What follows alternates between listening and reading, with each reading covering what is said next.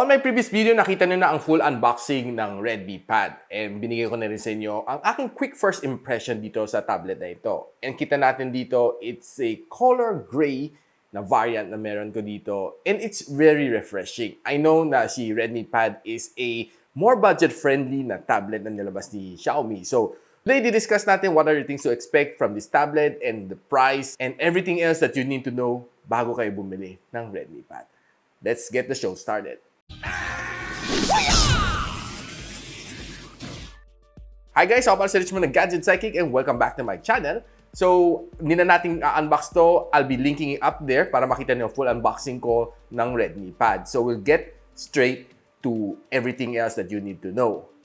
So, let's quickly start off with yung kanyang design. So, right now, naka-mount siya sa aking True Vision na tablet mount. So, it's a very handy na mount na I've been using for quite a few years already and I'm still using kasi sobrang niyang daling gamitin for any tablet of any size.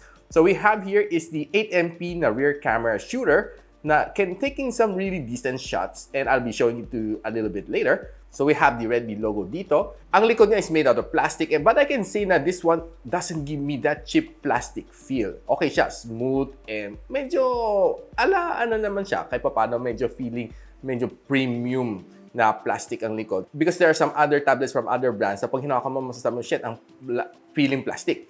So this one, hindi ko masasabi yon. And so here on top, makita natin ang Dolby Atmos na logo dito. So being tuned by Dolby Atmos.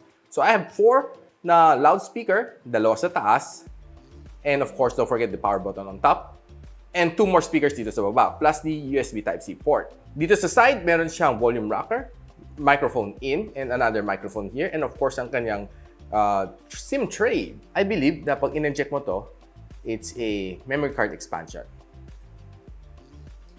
Okay, so indeed, it's a memory card expansion and you can expand up to 1 terabyte should you need it. And on the other side, it's pretty clean. Sa harap, meron din siyang 8MP na front-facing camera with 105 degrees of field of view. So medyo malaki, malawak ang kanyang viewing angle. So quickly, i-mount ko lang siya dito para hindi ako mahirapan maghawak na. So, yeah, there you go. So this is how it looks like. And it's pretty easy to use. And probably this is one of the few tablets na gustong-gusto ko siyang gamitin any time of the day. So, adjust ko lang kung the angle niya. I'm good to go. So, pwede ko siya itayo or ihiga. Na problema. So, let's quickly check some benchmark muna. So, this is the score na nakuha niya sa Antutu benchmark, 260,000 points. And if you break it down, ito ang makukuha niya. I'm not quite sure kung bakit 0 ang GPU niya, but it's a little bit mysterious, no? So, I did run this test for mga 5 times, but I still get the same result. I don't know why.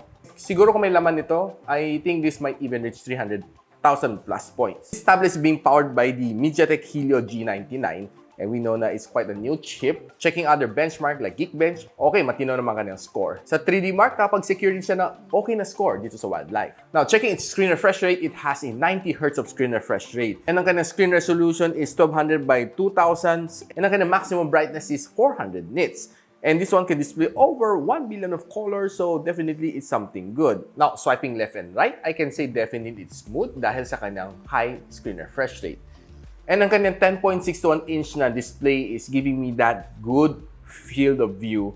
And of course, masasabi ko sa inyo, ang mga bezel niya is quite symmetrical. So definitely no problem on that.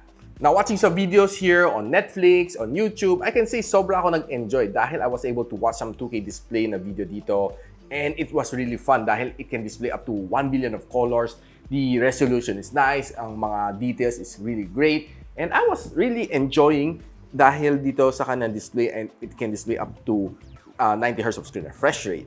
And even though na IPS LCD to, but I can say and I can guarantee you that Xiaomi has been using some really nice grade na IPS LCD dito sa Redmi Pad. Therefore, giving me that resolution that's not really that far from an AMOLED screen. And I can say na sarap mag-binge watch ng Netflix dito sa tablet na ito dahil this one can display up to HD. So, meaning, walang problema kasi binigyan siya ng level 1 na Wi-Fi security. So, watching HD, Netflix, and other online streaming apps, Maning-mani lang yan. Now, playing the Call of Duty Mobile, I can say okay naman siya, playable naman, except na siguro medyo malaki ang kanyang screen. So, medyo kailangan mo just a little bit get used to it. But playing games like Mobile Legends, kayang-kaya na sa tablet to. Walang problema. Lalo yung sound size, sobrang immersive. Lalo ko nagbabakbakan na yung gunshots. Ang sarap pakinggan dito sa kanyang quad speaker.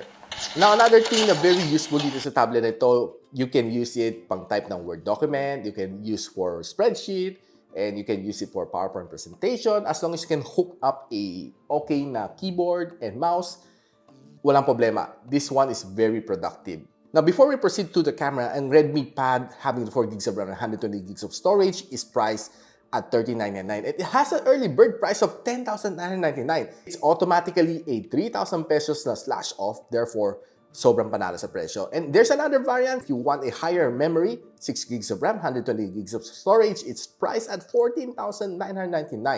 Link on the description below. Now, using ang kanyang camera, having a 8MP na rear camera and 8MP na front-facing shooter, I was surprised na it was able to take in some nice and decent shots both sa outdoors and sa indoors.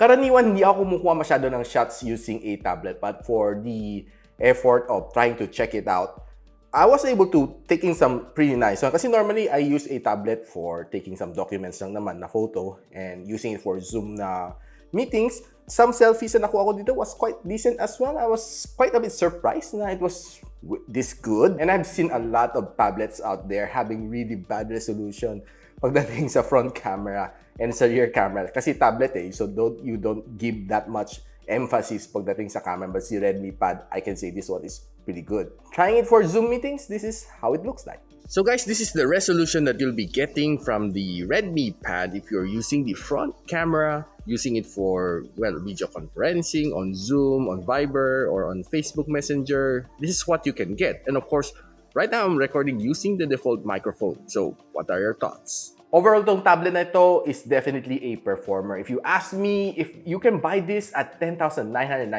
sa early bird price for its 4 gigs of RAM and 120 gigs of storage, I can say it's really a steal. Dahil ang ganda ng kanyang processor, very decent ang kanyang camera, plus long battery life. And of course, ang kanyang 2K display na lets you binge watch all of your favorite Netflix na shows dito sa tablet na ito on HD pa, is definitely worth it. So if you ask me if I can recommend the Redmi Pad, definitely say yes. It's a performer, both if you're using it for personal entertainment, if you're using for online schooling, online conferencing, kaya-kaya na tablet ito. No question asked. So if you like this video, don't forget to like, subscribe, and of course, click that bell icon para hindi nyo ma-miss mga future uploads dito sa aking channel. And so, ako pala si Richmond and you're watching Gadget Sidekick. What's up? Oops!